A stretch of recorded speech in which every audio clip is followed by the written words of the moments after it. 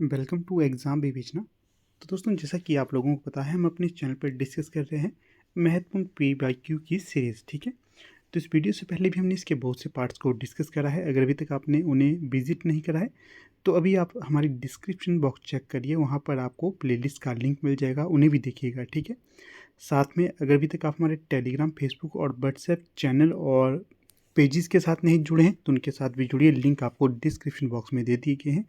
वहाँ पर आपको महत्वपूर्ण पीडीएफ इत्यादि समय पे सेंड की जाती हैं। डेली वहाँ पर आपको क्वेश्चन सेंड किए जाते हैं सॉल्व करने के लिए। ठीक है, या फिर वन लाइनर क्वेश्चन दिए जाते हैं, उनके साथ जुड़िए, तैयारी आपकी बेहतर हो जाएगी उनके साथ जुड़ने से भी। ठीक है, बाकी शुरू करते हैं आज के लेक्चर को, अधिक समय नहीं लेंगे।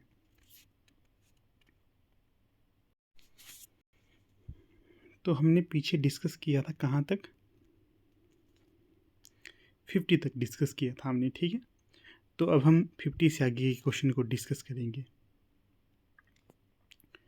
तो पहला जो क्वेश्चन यहाँ पर पूछा गया है 51, इसमें क्या पूछा गया है? तो प्रश्न 51 में आपसे पूछा गया है,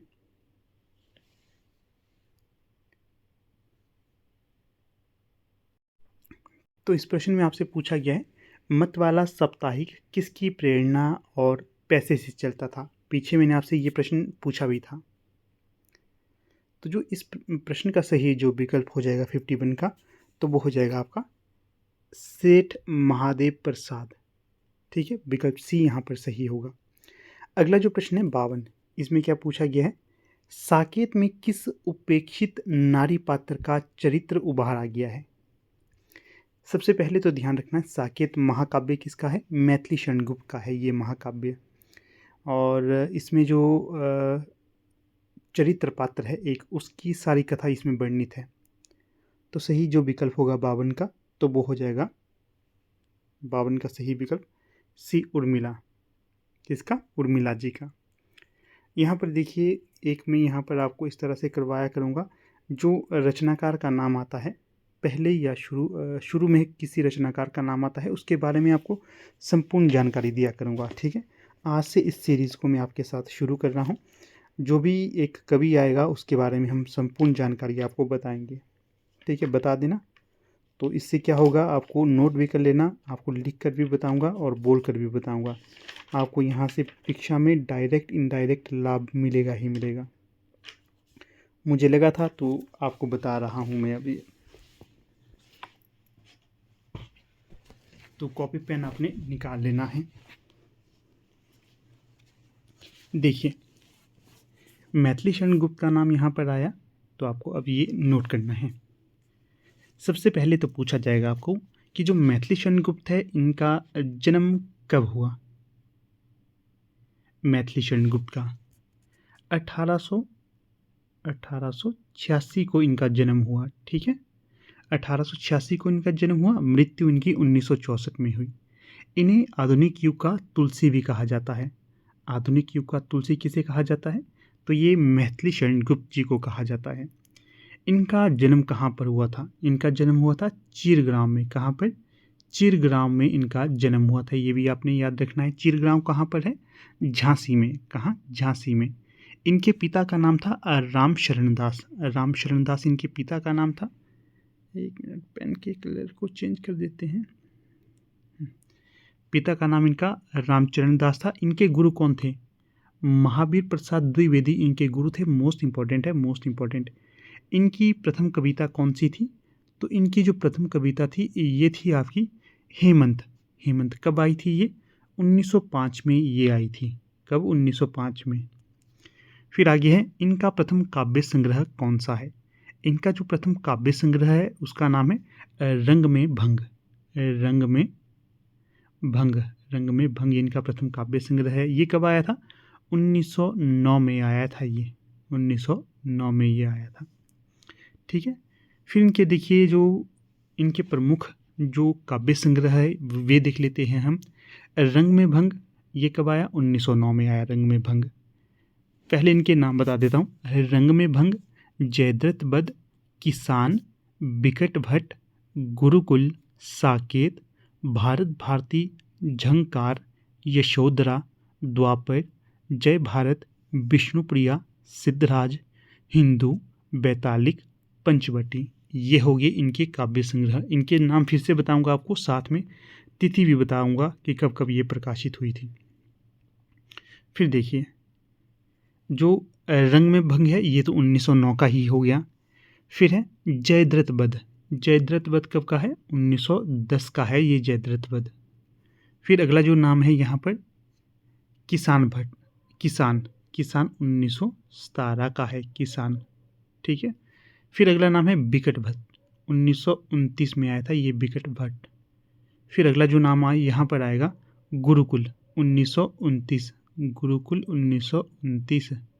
फिर जो नाम आएगा आगे साकेत। साकेत तो मोस्ट इंपॉर्टेंट रचना है साकेत। साकेत कब आई? 1931 में आया साकेत महाकाव्य। महाकाव्य है साकेत, ये ध्यान रखना है आपने। साकेत महाकाव्य 1931। भारत भारती ये भी मोस्ट इंपॉर्टेंट है, ये भी 1912 में ही आया था। ये 1931 में, साकेत महाकाव्य 1931 में, भारत भारती 1912। फिर नाम है गुरुकुल, 1929 में आया गुरुकुल। कब आया? 1929 में गुरुकुल आया। फिर अगला जो काव्य संग्रह है इनका यशोधरा। जो यशोधरा है मोस्ट इंपॉर्टेंट, 1932 में आया यशोधरा, 1932। फिर अगला जो नाम है द्वापर, 1936 में, 1936 में द्वापर आया। फिर है झंकार, 1929 में, झंकार 1929 में आया।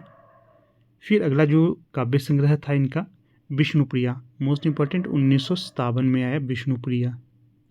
फिर है विष्णुप्रिया के पश्चात सिद्धराज, 1936 में। जिसे मैं मोस्ट इंपॉर्टेंट कह रहा है वो वास्तव में ही मोस्ट इंपॉर्टेंट है, इसका भी ध्यान रखना।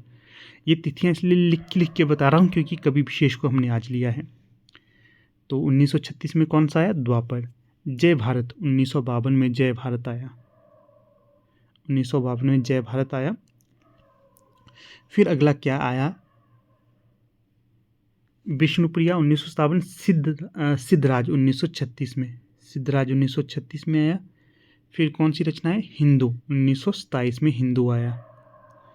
फिर है पंचवटी, 1925 में पंचवटी आया, मोस्ट इंपॉर्टेंट है ये भी।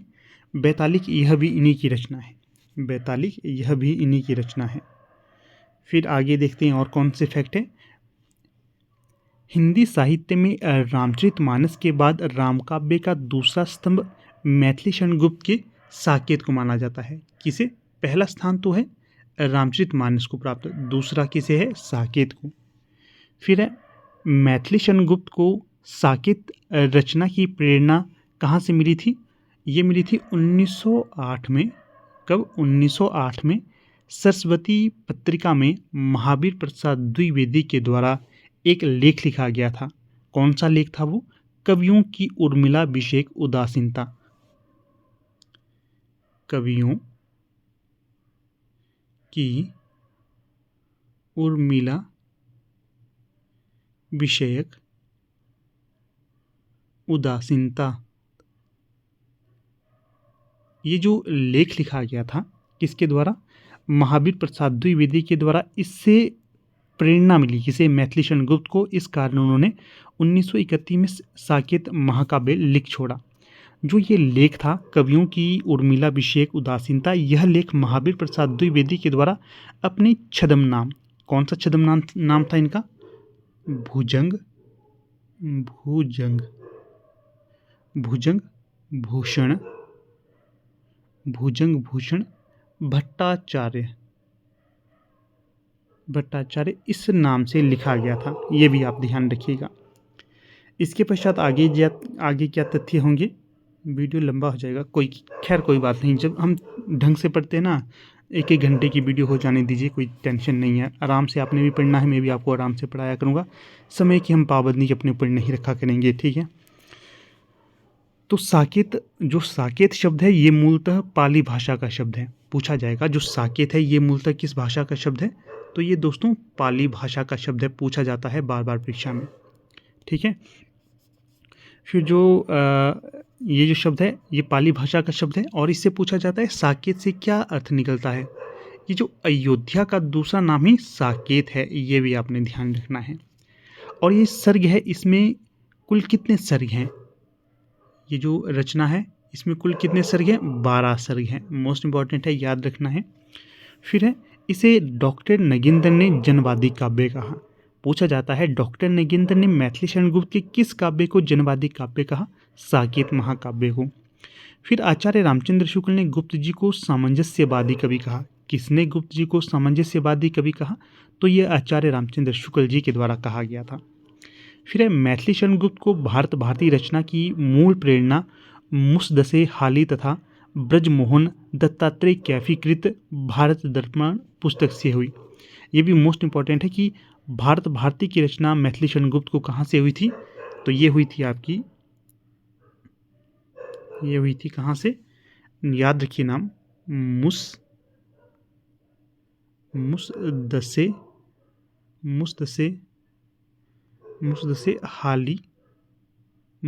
हाली तथा ब्रजमोहन दत्तात्रेय कैफीकृत कौन सी रचना थी इनकी? भारत दर्पण। इसके कारण भारत दर्पण इससे प्रभावित हुए थे, तब इन्होंने ये लिखी थी। ये भी आपने ध्यान रखना है। फिर आगे देखिए और क्या तथ्य हैं। फिर आगे तथ्य इस प्रकार से हैं। मैथिली शरण गुप्त ने स्वयं को कौटुंबिक कवि मात्र कहा। किसने स्वयं को कौटुंबिक कवि मात्र कहा? मैथिली शरण गुप्त ने। इन्हें भारत भारती लिखने पर महावीर प्रसाद महात्मा गांधी, जो मैथिली शरण गुप्त थे, इन्हें भारत भारती लिखने के कारण महात्मा गांधी जी के द्वारा राष्ट्र कवि की उपाधि भी दी गई थी। कौन से कवि की? राष्ट्र कवि की उपाधि भी दी गई थी। ये भी ध्यान रखिएगा। फिर मैथिली शरण गुप्त द्वारा अनुदित काव्य निम्नलिखित हैं। मैथिली शरण गुप्त द्वारा अनुदित काव्य कौन कौन से हैं? पलासी का युद्ध, मेघनाथ वध, वृत्तसंहार। मैथिली शरण गुप्त ने बांग्ला कवि माइकल मधुसूदन दत्त की रचनाओं का मधुप उपनाम से अनुवाद किया। किस नाम से? मधुप उपनाम से अनुवाद भी किया। गुप्त जी ने मार्क्स की पुत्री, जो कार्ल मार्क्स है, इसकी पुत्री को गुप्त जी ने जेनिपेड, इनकी पुत्री का क्या नाम था? जेनिपेड, जैनी नामक काव्य लिखा। ये भी ध्यान रखना है। गुप्त जी को द्विवेदी काल में हरिगीति का छंद का बादशाह कहा जाता है। किसे द्विवेदी काल में हरिगीति का छंद का बादशाह कहा जाता है?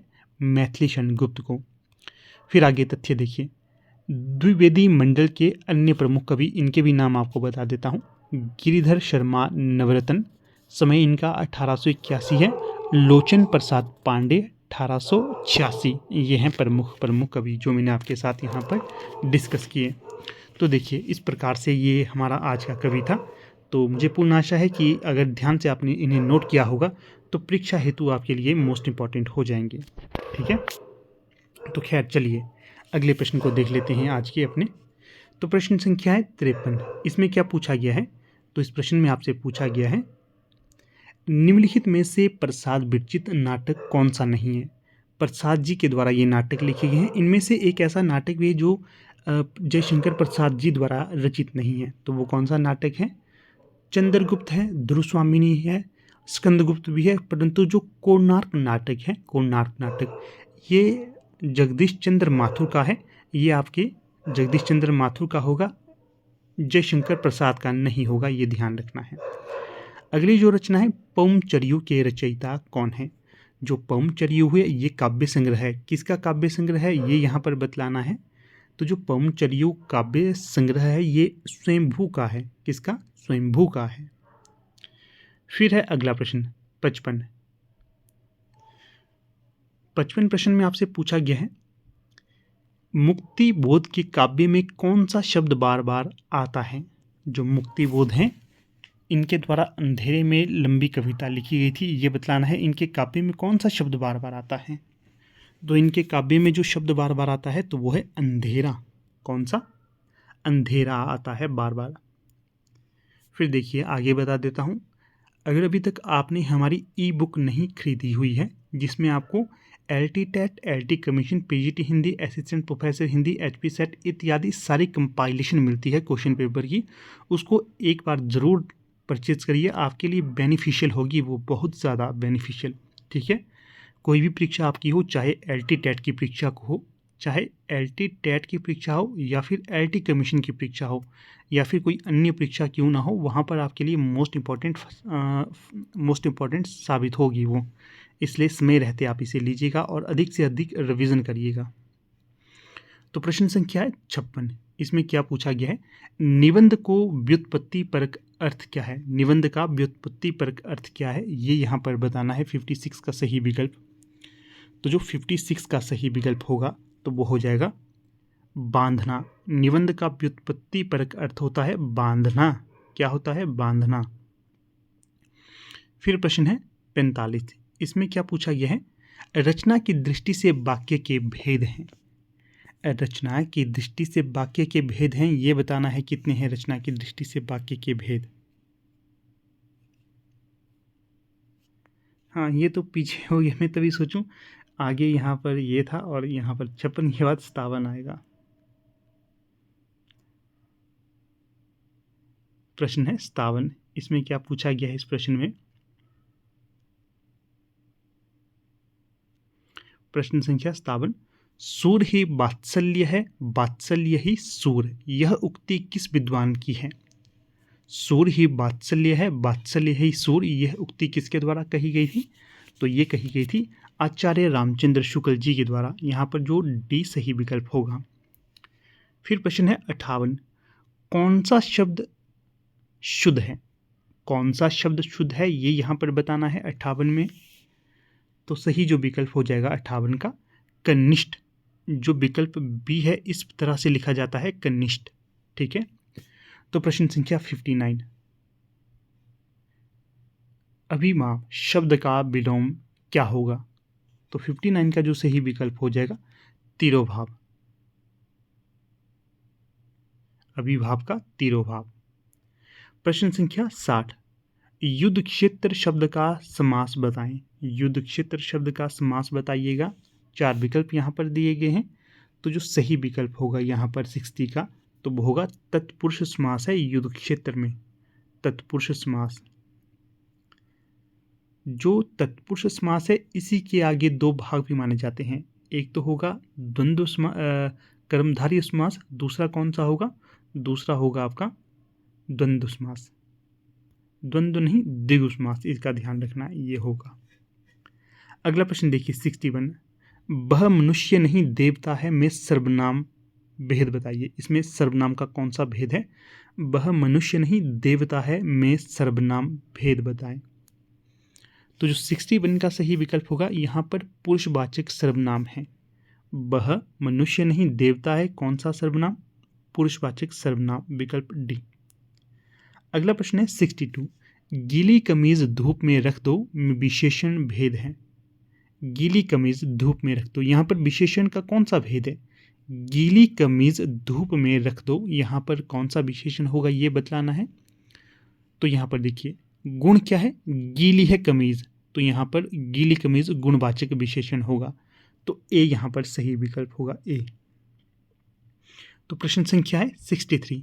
इसमें क्या पूछा गया है, राम ने रावण को तीर से मारा। राम ने रावण को तीर से मारा, रावण में रावण को कौन सा कारक यहाँ पर प्रयोग में लाया गया है।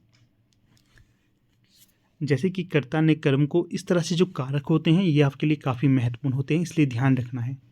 तो जो रावण को यहाँ पर कौन सा कारक होगा, कर्म कारक, कर्म किया गया है यहाँ पर, तो विकल्प बी। अगला जो प्रश्न है 64, राम कल शिमला जाएगा, वाक्य में अव्यय है। राम कल शिमला जाएगा, इस वाक्य में अव्यय क्या है ये बतलाना है। 64 का सही विकल्प, तो जो 64 का सही विकल्प होगा तो वो होगा विकल्प बी कल। कल। एक और चीज़ आपके लिए छोड़ देता हूँ, आप लोगों ने ये बतलाना है, जैसे कि हमने आज ये डिस्कस किया, नेक्स्ट कौन सा वो टॉपिक होना चाहिए जिसे हमें इस तरह से डिस्कस करना चाहिए जिस तरह हमने मैथिली शरण गुप्त को किया। इसी तरह से मैं एक टॉपिक रोज़ आपके ऊपर छोड़ा करूँगा। जो टॉपिक आपको समझना है वो आपने बताना है। नेक्स्ट वीडियो में पूरी कोशिश करूँगा कि उसी टॉपिक को लाऊँ और अच्छे तरह से आपको वो समझा दूँ। तो बताइएगा आप लोग, ठीक है। क्वेश्चन 65 शुद्ध रूप लिखिए। यहाँ पर दृष्टा बताना है, इसका शुद्ध रूप कौन सा होगा। जो मैंने बताया था इसी से आप आइडिया लगा जाओगे। तो जो शुद्ध रूप होगा यहाँ पर दृष्टा, दृष्टा मैंने जो कहा उससे आपको आइडिया लग गया ना, दृष्टा। ये होगा विकल्प बी। दिग्गज का संधि विच्छेद कीजिए। तो जो दिग्गज का संधि विच्छेद होगा दिग्धन गज, दिग्धन गज विकल्प ए। प्रश्न संख्या 67 कथा का विलोम शब्द क्या है। तो जो कथा का विलोम शब्द होगा ये बतलाना है। यहाँ पर 67 में कौन सा सही विकल्प होगा। तो जो 67 का सही विकल्प होगा मित्रों, तो वो हो जाएगा विनीत। कथा का होगा विनीत, विकल्प बी। अगला प्रश्न 68 हम कल जयपुर जाएंगे वाक्य में वाक्य भेद बताइए। हम कल जयपुर जाएंगे, इस वाक्य में वाक्य भेद कौन सा है ये यहाँ पर बतलाना है। ये भी मोस्ट इंपॉर्टेंट टॉपिक है। देखिएगा पीजीटी हिंदी जैसी परीक्षा में यहाँ से डायरेक्ट प्रश्न पूछे जा रहे हैं। तो यहाँ पर जो विकल्प होगा सही तो वो होगा सरल वाक्य है। हम कल जयपुर जाएंगे तो सरल वाक्य है, इसमें कोई परेशानी नहीं है। प्रश्न संख्या 69 क्या पूछा गया है इसमें। गोबर गणेश होना मुहावरे का अर्थ क्या होगा। गोबर गणेश होना इस मुहावरे का अर्थ होगा मूर्ख होना, मूर्ख होना। अगला प्रश्न देखिए 70 तुमने रोटी खाई वाक्य में खाई शब्द क्या है। तुमने रोटी खाई, इस वाक्य में खाई शब्द क्या है। देखिए क्या किया तुमने, रोटी खाई। क्या है खाई, क्रिया है। क्या है, क्रिया है, विकल्प ए, विकल्प ए। अगला प्रश्न 71 अंत बुरे का बुरा, अंत बुरे का बुरा। अगर आप बुरा कार्य करते हैं तो बुरा ही आपको मिलता है। ये क्या है, मुहावरा है, लकोक्ति है, शब्द है या सर्वनाम है। तो ये है लकोक्ति। क्या है, लकोक्ति, विकल्प बी यहाँ पर सही होगा। फिर अगला है 72 तरनी तनूजा तट तमाल तरुबर बहु छाए। ये जो पंक्ति है इसमें कौन सा अलंकार होगा। त की बार बार आवृत्ति हो रही है, तो यहाँ पर कौन सा अलंकार होगा। तो जो 72 का सही विकल्प होगा अनुप्रास अलंकार। त की बार बार अनुवृत्ति हो रही है तो यहाँ पर होगा अनुप्रास अलंकार। प्रश्न संख्या 73 इसमें क्या पूछा गया है। क का उच्चारण स्थान क्या है ये बतलाना है यहाँ पर आप लोगों ने। तो जो क का उच्चारण स्थान होगा तो इसमें जो सही विकल्प होगा 73 का तो यह है कंठ, कंठ। क का उच्चारण स्थान कहाँ से होगा, कंठ से होगा। अगला प्रश्न 74 अक्षी का तद्भव शब्द कौन सा है। अक्षी का तद्भव शब्द ये बतलाइएगा आप लोग। तो जो अक्षी का तद्भव शब्द होगा तो ये हो जाएगा आँख। अक्षी है तत्सम शब्द और तद्भव शब्द है अक्षी का आँख, आँख। नेत्र, नेत्र भी तत्सम शब्द है। सरताज शब्द में उपसर्ग छांटिए।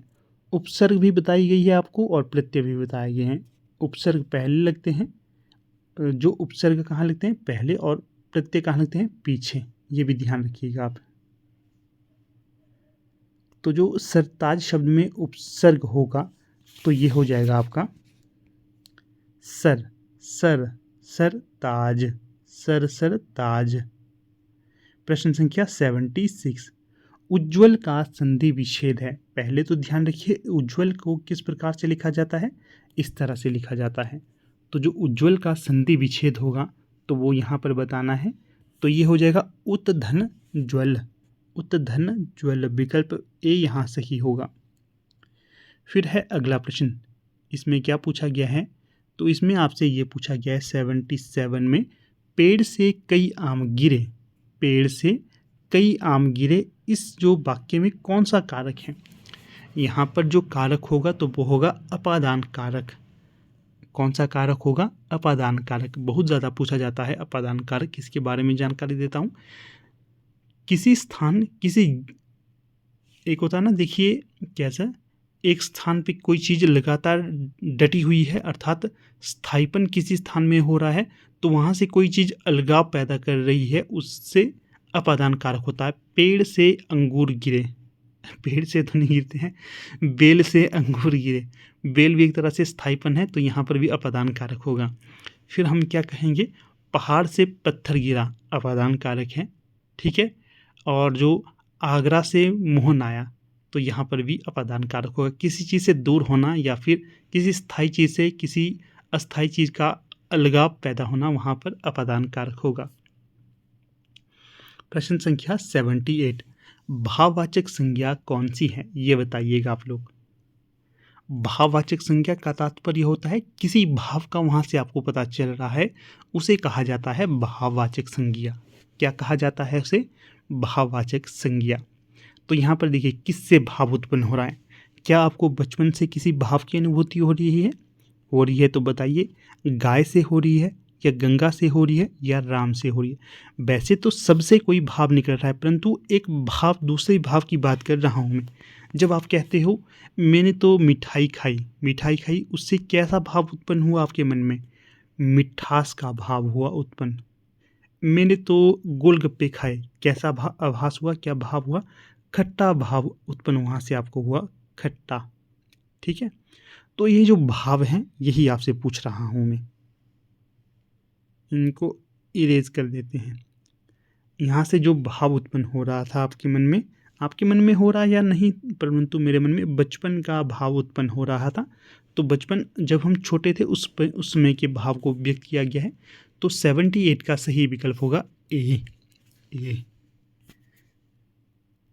फिर अगला प्रश्न है 79, शुद्ध रूप लिखिए। 79 का सही विकल्प जो हो जाएगा, तो ये हो जाएगा, यहाँ पर देखिए, पृष्ठ, परिष्ठ। पृष्ठ कैसे लिखा जाता है? पृष्ठ लिखा जाता है विकल्प बी के समान, पृष्ठ, ये है शुद्ध रूप। अगर आप लोग इन वीडियोस को ध्यान से देखते हो, डेफिनेट आपको फ़ायदा होगा। ये हमारी सीरीज चलेगी, देखना, काफ़ी लंबी। यहाँ पर पहले हम आपको करवाएंगे LT टेट के क्वेश्चन सारे, फिर LT कमीशन के सारे, फिर कौन से करवाएंगे, फिर करवाएंगे आपको PGT हिंदी के सारे, फिर HP सेट के सारे। इस तरह की ये सीरीज चलेगी ना, मोस्ट इम्पॉर्टेंट होगी ये सीरीज। अगला प्रश्न 80, सार्वनामिक विशेषण है, तो बताइएगा दिए गए विकल्पों में से सार्वनामिक विशेषण कौन सा है। जो ये सीरीज़ होती है, डेली इसमें आपको 50 क्वेश्चन मिलते हैं, ठीक है। अगर आप इस सीरीज़ में एनरोल होना चाहते हैं तो आप हो सकते हो, ठीक है। जिन्होंने मेंबरशिप ली है तो वो तो पहले से ही एनरोल हैं। जिन्होंने अभी तक ना कोर्स लिया है ना मेंबरशिप ली है, उनके लिए कह रहा हूँ, आप लोग अगर एनरोल होना चाहते हो तो इस सीरीज़ में एनरोल हो सकते हो। डेली आपको 50 क्वेश्चन मिलेंगे P/Q पर आधारित, ठीक है। अगर मेंबरशिप इत्यादि लेनी है तो आप हमें कांटेक्ट कर सकते हो। 8219312129 ये हमारा व्हाट्सएप नंबर है। इस पर आप व्हाट्सएप ही करेंगे तो ज़्यादा बेहतर रहेगा। और लिखना है मेंबरशिप लेनी है बस। मेंबरशिप में क्या होता है, आपको सारे के सारे जो ये प्रीवियस ईयर के क्वेश्चन पेपर है, ये सॉल्व करवाए जाते हैं, साथ में इनकी PDF भी सेंड कर दी जाती है। फिर है 80, इसमें क्या पूछा गया है, सार्वनामिक विशेषण कौन सा है 80 में। तो 80 का जो सही विकल्प हो जाएगा, 80 में हो जाएगा सही विकल्प आपका, संज्ञा से जो पहले आते हैं उन्हें सार्वनामिक विशेषण कहा जाता है। विकल्प सी यहाँ पर सही होगा, 80 का सी। अगला प्रश्न 81, कवि का शुद्ध स्त्रीलिंग शब्द क्या है। कवि का शुद्ध स्त्रीलिंग शब्द क्या है, ये बताना है 81 में सही विकल्प। तो 81 में जो सही विकल्प होगा, तो देखिए, कवि का शुद्ध स्त्रीलिंग शब्द बार बार आपको बताता था, कवित्री, विकल्प डी।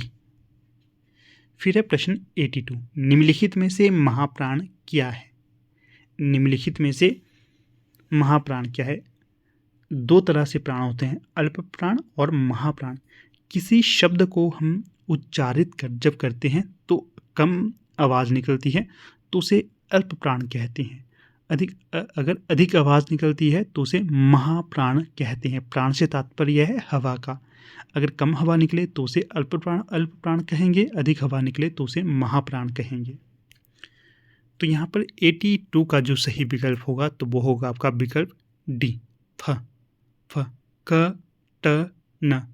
फ में महाप्राण निकल रहा है, ज़्यादा प्राणवायु निकल रही है, इसलिए डी सही विकल्प है। क न ट ये है अल्प प्राण, ये भी 82 का ध्यान रखना है आप लोगों ने। फिर है प्रश्न 83, आंशिक शब्द में सही प्रत्यय चुने। आंशिक शब्द में सही प्रत्यय चुने, ये कौन सा होगा 82 का, 83 का? तो 83 का जो सही विकल्प हो जाएगा, 83 का हो जाएगा बी, इक। इक प्रत्यय पीछे लिखते हैं तो इक यहाँ पर सही विकल्प होगा। फिर है 84, इसमें क्या पूछा गया है, सुबोध का उपसर्ग बताइए। सुबोध का उपसर्ग कौन सा होगा 84 में? 84 में जो सही विकल्प होगा उपसर्ग है ए, सु। सु यह है उपसर्ग। अगला प्रश्न 85, ध्यान मग्न का समास है। ध्यान मग्न का समास है, ये कौन सा होगा 85 में? तो जो 85 में सही विकल्प होगा तो वो होगा मेरे दोस्तों तत्पुरुष समास। कौन सा? तत्पुरुष समास। अगला प्रश्न देखिए 86, इसमें क्या पूछा गया है, पुल्लिंगवाची शब्द हैं। पुल्लिंगवाची शब्द कौन सा है, ये यहाँ पर 86 में बताना है। तो 86 का जो सही विकल्प होगा हाथ। पुल्लिंग, हाथ पुल्लिंग है। बुलबुल स्त्रीलिंग है, नानी स्त्रीलिंग है, मणि, मणि भी स्त्रीलिंग ही है। फिर प्रश्न है 87, रमा बहुत चतुर है, वाक्य में प्रविशेषण क्या है? प्रविशेषण, यहाँ पर देखिए कितनी गलती करी है इसमें। रमा बड़ी चतुर है, रमा बड़ी चतुर है। यहाँ पर देखिए प्रविशेषण कहते हैं, विशेषण की भी विशेषता को प्रविशेषण कहते हैं। 87 का जो सही विकल्प होगा तो वो होगा बड़ी। विशेषण का भी जो विशेषण हो उसे कहते हैं प्रविशेषण। जैसे कि रामा चतुर तो है परंतु साथ में कैसी चतुर है? बड़ी चतुर है, इसलिए विकल्प बी यहाँ पर सही होगा। ठीक है। अगला प्रश्न 88, मदन सो रहा है। मदन सो रहा है, कौन सा वाच्य है यहाँ पर? 88 का जो सही विकल्प होगा तो यहाँ पर होगा कर्तृवाच्य। मदन सो रहा है तो यहाँ पर कर्तृवाच्य होगा। वाह तुमने खूब कहा, वाह तुमने खूब कहा वाक्य में अवयव है, तो इस वाक्य में कौन सा अवयव होगा? तो जो 89 का सही विकल्प हो जाएगा, 89 का तो ये हो जाएगा वाह, वाह। अगला प्रश्न देखिए 90, बाल भारती बच्चों की पुस्तक है, वाक्य में कौन सा चिन्ह प्रयोग में लाया जाएगा? बाल भारती बच्चों की पुस्तक है, यहाँ पर जो प्रयोग में लाया जाएगा बाल भारती। यहाँ पर कौन सा, देखिए ये जो बाल भारती के आगे लगी है ना, इसे क्या कहते हैं? उद्धरण चिन्ह। उद्धरण चिन्ह, उद्धरण चिन्ह भी कई तरह के होते हैं। कैसे कैसे होते हैं? जैसे कि मैं कहूँगा आप लोगों को, उदाहरण के लिए मैं ये कहूँगा, नेताजी सुभाष चंद्र बोस ने कहा है तुम मुझे खून दो मैं तुम्हें आज़ादी दूंगा।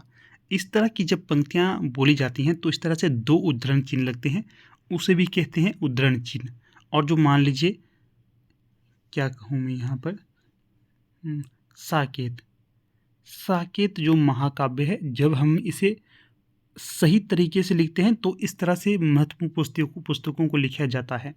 ये दोनों ही उद्धरण चिन्ह कहे जाते हैं, इसका आपने ध्यान रखना है। ठीक है, तो ये छोटी छोटी चीज़ें होती हैं, जो ध्यान रखते हो तो परीक्षा में आपको लाभ मिलता है, नहीं रखते हो तो आपको इससे नुकसान भी होता है।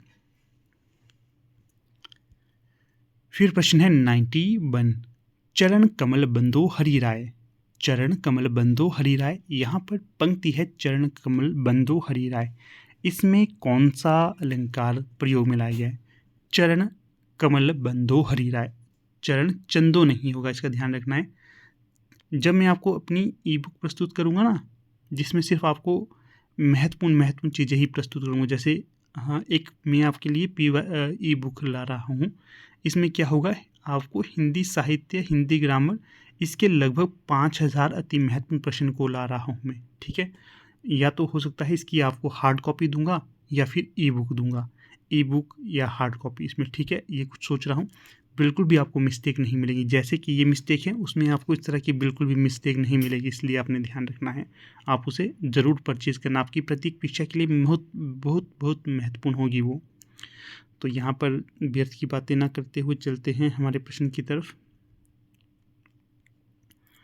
तो प्रश्न क्या था? चरण कमल बंदो हरि राय। चरण कमल बंदो हरि राय। चरण कैसे हैं? कमल के अनुसार। चरण कैसे हैं? कमल की तरह है चरण।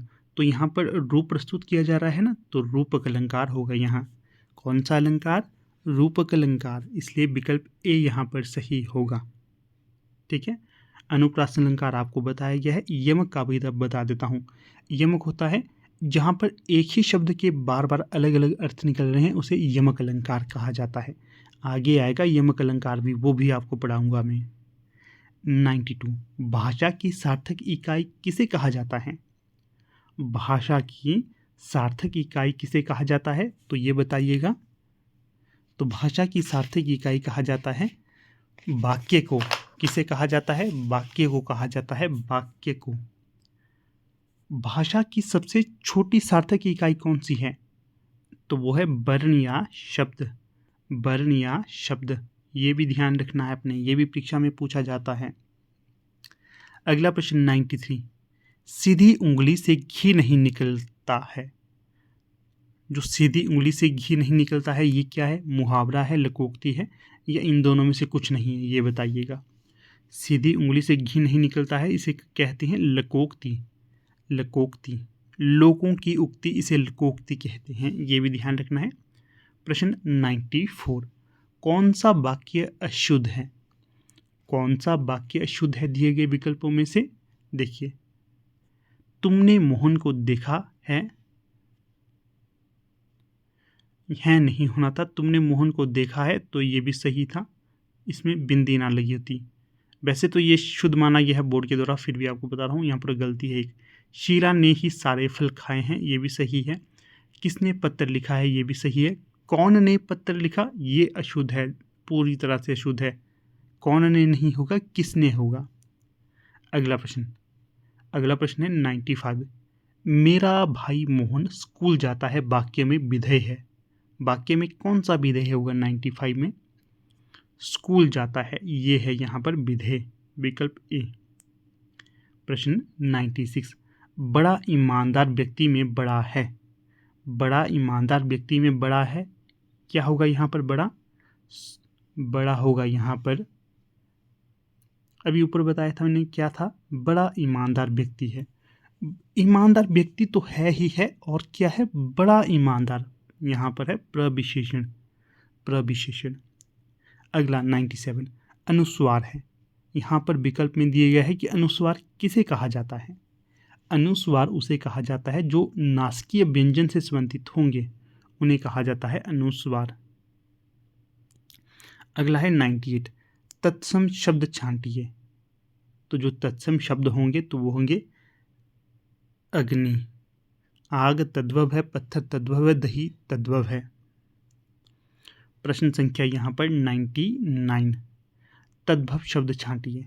यहाँ पर तद्भव ऊपर तत्सम था, तो जो 99 का सही विकल्प होगा तो वो होगा तद्भव शब्द। तद्भव शब्द कौन सा है? गांव। गांव तद्भव है ग्राम, कर्म और कर्पूर, ये हैं आपके तत्सम। तत्सम ये। अगला प्रश्न 100, आंख शब्द का पर्यायवाची नहीं है। आंख शब्द का पर्यायवाची नहीं है, ये यहाँ पर बतलाना है। तो देखिए, दृग, चक्षु, नेत्र और पाहुन तो है, परंतु ये तीनों नहीं हैं, इसका भी ध्यान रखिएगा आप लोग, ठीक है। तो इस प्रकार से आज का ये हमारा लेक्चर था। एक प्रश्न आपको छोड़ देता हूँ, हिंदी भाषा राजभाषा कब बनी, ये बताना है। उत्क्षिप्त व्यंजन किसे कहते हैं, ये बताइए। गिरिधर समास है, ये बताइए। ये 3 प्रश्न आपके लिए छोड़ रहा हूँ मैं, तो इनके उत्तर आपने देने हैं, किसी भी हालत में देने हैं तो देने हैं, जैसे मर्जी करिएगा, देने हैं, चाहे किताब देखिए चाहे ना देखिए, ठीक है। तो फिर से कहूँगा, अगर जो चीज़ें आपको लेनी है तो उसमें रहते लीजिएगा, आपको आगे परीक्षा हेतु बेनिफिट होगा इससे।